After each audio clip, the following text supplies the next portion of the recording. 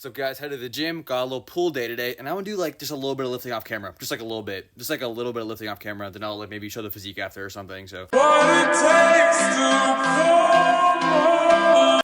haters are gonna say it's fake, but some people are just gifted genetically like that. But anyway, what's on the agenda for today is we're gonna go to the gym, we're gonna hit a pool day, then we're gonna come home, and then we're gonna get into the logistics of building a fitness software. Pretty much like I'm just going to talk about what I learned recently and kind of where I'm at. So, FitNex info. But let's go lift right now. I actually finished lifting. I'm already back home, but you're going to see it differently.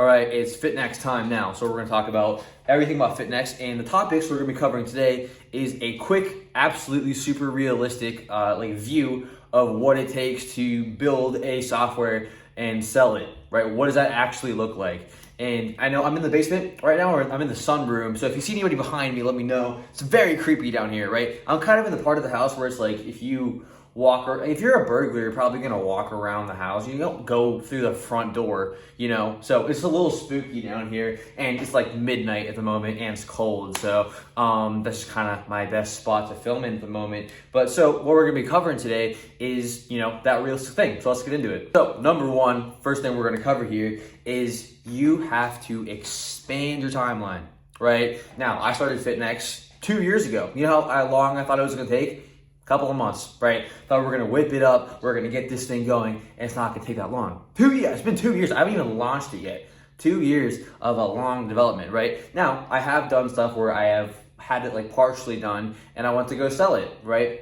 Guess what, wasn't finished yet, had to bring it back, and that was about a year ago, right? So we've been developing and growing and getting this thing better and better, right? You have to remember, like, software takes a long time, right? There's so many things that can come up. Like, we there's some moderation features in FitNex where it was like, we spent in 3 months, like the entire summer was just building and designing this moderation system so it matches perfectly with how FitNex works, right? It's that I would have never thought moderation would take 3 months, but it did, right? And I'm happy we took the time because the moderation is awesome and it works really well and exactly how I want it to.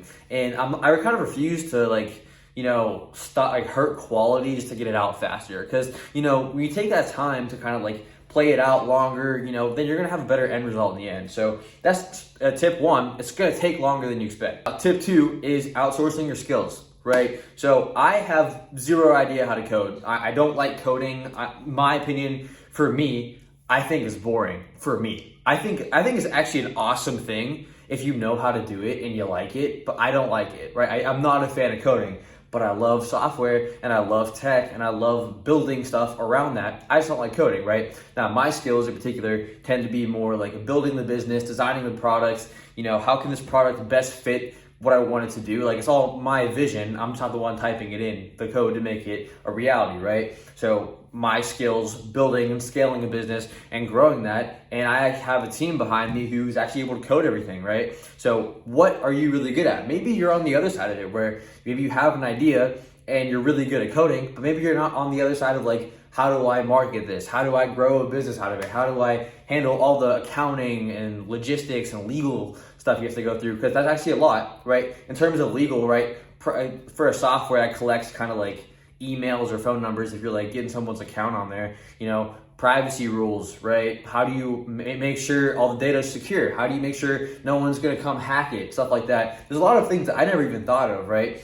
And maybe if you're not too strong on that kind of thing and that's not your thing and you're more of a coder, find someone who can do that, right? Whether that be a partner or if you hire a team, I hired a team for me, And that's kind of like works best for me. But like some people like have partners, they have investors, like I don't know, but like don't focus so hard on the skill that you don't know how to do. Focus on what you're good at, right? Because you're like, I hate saying this, like if you want to grow a business and you want to grow this thing how you want it, right? You're going to spend all the time getting really good at this thing that you're really bad at or you don't like too much, right? Opposed to outsourcing and growing on the skill that you're already good at, right? Because like I've always been like kind of my thing that I've liked and kind of came relatively easy to me was the whole business setup, kind of the growth of a business, right? I love it. I love it so much, right? And I think I'm pretty good at it. And obviously I'm not like amazing at it yet because I just don't have enough. I haven't been doing it long enough. But, you know, over the past like 2 years, like if you were to, like the ideas and things I've tried, like even me selling FitNex like a year ago was stupid. Like if you told me today, I'm like, that's not obviously not ready yet. I'm not going to do that, right? But like you get better and you learn more and more. And it's already a skill that I like, that I'm good at. And I've gotten significantly better at it. And, you know, I would never be as good of a coder as I am on the business side of it. So find what you're really good at. Expand on it, get really good at it, not just okay at it, get like really good at it, which I'm currently in the process of doing, right? I'm not amazing at it, the business side yet, but then, you know, try to find a way to outsource that other stuff, right?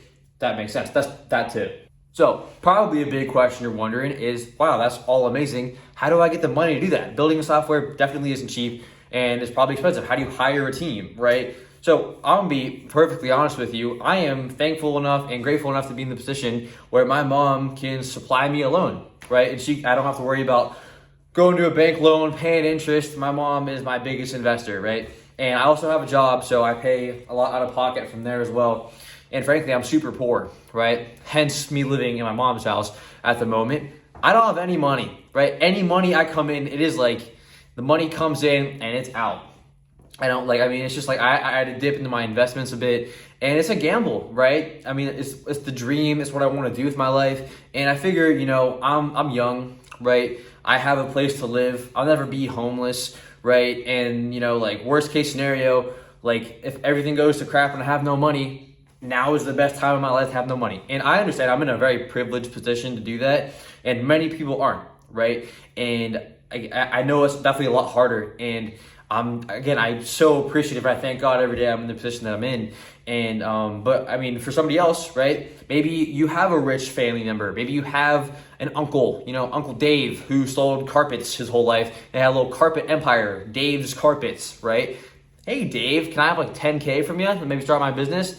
And then you treat your family member like it's a business thing, right? You're gonna lay, like for my mom, she made me lay it out exactly how I was gonna use this money, timeline in which I pay her back. Very official kind of business thing. But obviously, again, fortunate position. I was super lucky, right? But then I don't know, maybe take out a loan, right? How bad do you want it? If you want it bad enough, you'll figure out a way to do that. And I know that sounds kind of like, oh, you were lucky enough to have the position you're in, right? I am, right? But at the end of the day, that's just the truth, right? If you want to make it happen, regardless of the position you're in, you're going to figure out a way, right? Whether that be a loan, whether that be talking to a family member, maybe just working for a longer period of time and saving your money. Whatever you can figure out that best works for you to, you know, take that jump and figure it out, that's awesome, right? That's kind of all you can really do for that. Next really important thing is knowing your market, right? So FitNex is in the fitness market, right? That's not more than just like, you know, gyms and like just working out like bodybuilding, right?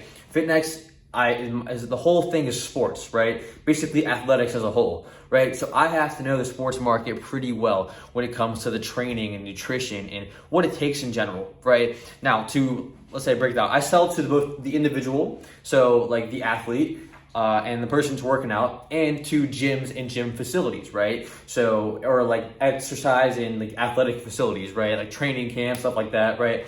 So what do I have to do, right? Obviously, I'm not a gym owner. So what do? I learn how to be a gym owner, right? I read books on what gym owners are going through. What are ways they lose money? What are ways they gain money? I watch tips and tricks videos and like, if you're a gym owner, how do you make more money, right? How do I get more clients? Why am I not turning my turnover like from clients is bad, like the churn and stuff like that of clients. Like, so I'm running out of breath here. Gotta breathe. I haven't talked to long-term videos in a minute. All right. Yeah. So definitely for that, like you just have to master your market, right? Learn your market, right? How am I supposed to sell to somebody if I'm like, hey, here's a product for gyms, you're gonna like it, right? They're like, okay, what does that do for me, right? Like, I don't know, right? It's cool, right? Which is actually the exact position I was in, right? I built FitNex originally not knowing how gyms are run and how they're managed.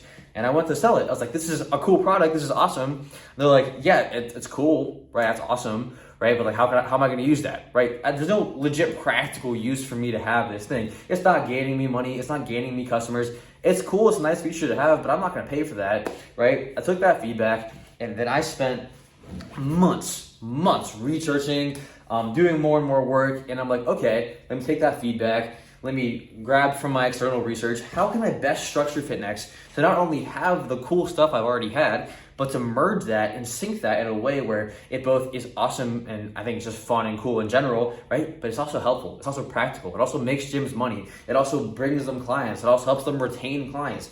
You know, all this stuff that a gym would really want, right? Because I learned the pain points, right? I went to gyms of like, okay, these are a gym's pain points, right? When they open a gym, they're looking for XYZ. Most gyms fail because of XYZ, right? I took the time to do that. I spent months, almost a year, and I'm still doing it. Like, I'm reading books, I'm doing research, right? And I built FitNex to mold that model. Now, in terms of the individual and the athlete, right? If you go on my TikTok or my Instagram, little plug right there, right? I'm doing a 1,000-day journey on getting my pro card in bodybuilding. Now, I did make it 1,000 days. That way I could have enough time to actually make that a realistic goal. And at the moment, I'm not like a crazy bodybuilder, but you know, I would say I'm fairly intermediate, right? And I think I'm on track to have that elite status within hopefully the 1,000 days. Maybe not, you know, I don't know. Hopefully that can happen, but I understand like the basics of an athlete, right? I powerlifted for a little bit, right? I love bodybuilding. Right? It's my favorite thing ever, right? And then so I understand like, you know, how, like what I need to eat, what I need in terms of programming,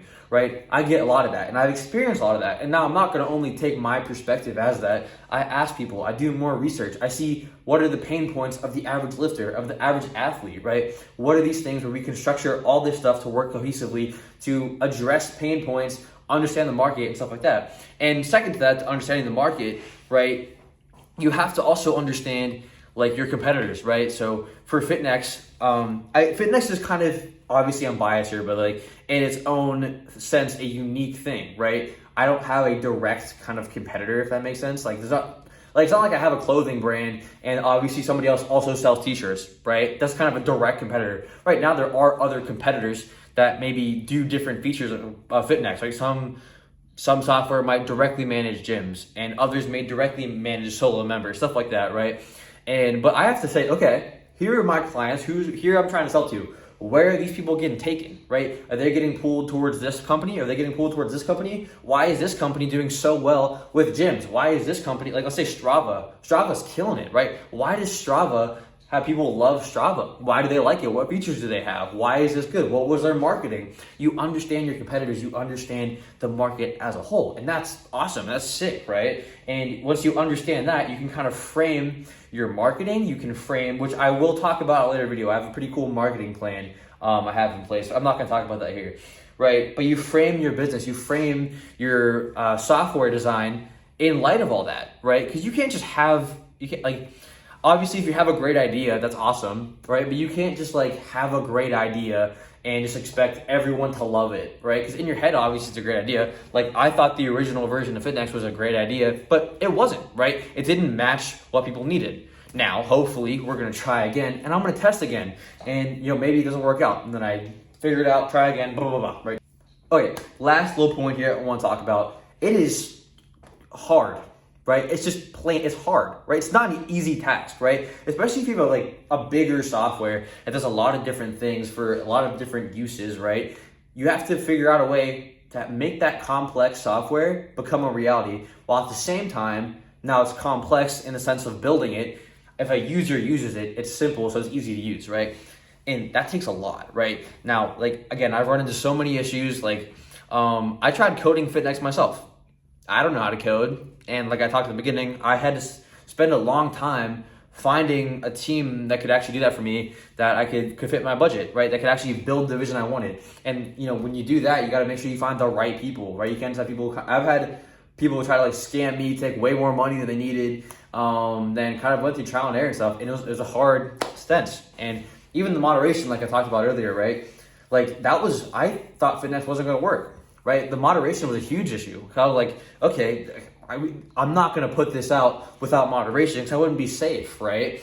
And it was like, how am I going to pay for this? How am I going to fit this to my budget, right? And it was like 3 months that I thought this thing just wasn't going to continue, right? But I figured it out, right? And pretty much what I'm getting at here is you are 100% going to come into a million reasons why this thing shouldn't work, right? You're going to have either funding issues, you'll have tech issues, right? There's going to be so much that tells you it's not working. It's not going to happen. It's never going to be a reality, right? But you have to tell yourself, okay, here is the issue at hand, right? How am I going to adapt to this issue, right? What can I do, right? And you just got to work at it. And at the end of the day, it sucks. It's hard. It's scary, right? And another thing for me is like, this has been developing for 2 years. Like, do you not think I want to go out and sell it? That's the fun part. Again, like I love growing a business. I love marketing a business. I don't get to market my business. I don't get to grow my business because it's still being built, right? I can do like some early marketing, like something like this, where I can kind of talk about like what I'm doing, but I can't really I can't run ads for a software that's not done. I can't, go sell to gyms. I can't go scale this thing. I can't run some marketing ideas I have. And that kills me because I have all this stuff. It's like, I'm so excited, but I have to hold it down for like 2 years, probably more. Honestly, I don't know how, there's still a good amount to do, but it's not done yet, right? So that's kind of like, you got to be patient. You got this. It is difficult, but if you something that you really believe in and something that you really want to do, it's going to happen. And I'll take you along the journey with me, right? Like I am fully prepared to spend however much longer it is to finish developing this, that when I launch, no one likes it. It's crap. And maybe stuff doesn't work that should be working, that worked earlier. I'm prepared to run into so many issues. But I love this product so much. I love the things that I think I can do with this, what this can grow into and expand into. I think it's going to help a lot of people. And I think it's going to be an amazing product, an amazing tool. And I love it. I love it so much. And I refuse to make that not work. So that's kind of what we're talking about today. And there you go. So goodbye.